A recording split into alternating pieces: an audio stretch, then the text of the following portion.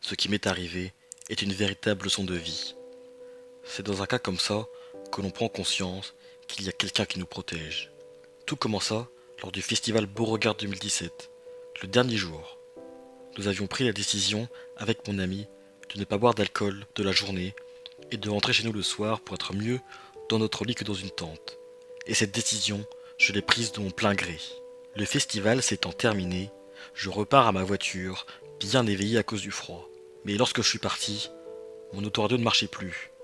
Et vu qu'il s'agissait de mon premier trajet seul de nuit, j'ai décidé de rouler moins vite que la limitation autorisée. Mais au fur et à mesure, les bâillements ont commencé à s'installer, de plus en plus fréquents. Mes yeux se fermaient tout seuls. Puis sans m'en rendre compte, je me suis assoupi le temps d'une ou deux secondes. Et lorsque je suis revenu à moi, la voiture partit sur le côté de la route. Elle a commencé à rouler sur l'herbe. Mon premier réflexe, c'était de donner un coup de volant vers la gauche pour revenir sur la route. Mais malheureusement, je suis rentré dans le pont d'Isigny-sur-Mer. Je ne me souviens pas de la totalité de mon accident. Au début, j'étais déboussolé. Je ne savais pas où je me trouvais exactement. Mais je n'aspirais qu'une chose, c'est de rester en vie. Je criais de tous mes poumons pour appeler à l'aide, jusqu'à ne plus avoir de souffle. Je voyais des feux de voiture défiler, et au bout d'un moment, j'entends une voix. Une personne vient me voir pour me dire qu'elle a prévenu les pompiers.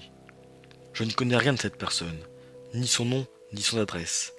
Mais je sais que si un jour je la vois, je commencerai à me dire « Mais qu'est-ce qui se serait passé si elle n'avait pas été là ?»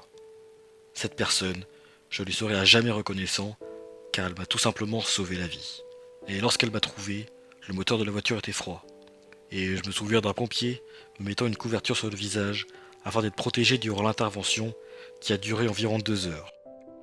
J'ai reçu 7 piqûres de morphine et une fois dégagé de la voiture, je fus directement transporté en hélicoptère jusqu'au chute-camp pour une opération qui aura duré près de 10 heures. À mon réveil, j'observe mon corps rempli de bandages. Je m'en suis sorti avec des fractures au niveau du coude, du genou et du nez, ainsi qu'une rupture d'un ligament croisé du genou. Mais la première chose à laquelle j'ai pensé, c'était pas mon propre état, mais les gens qui allaient s'inquiéter pour moi.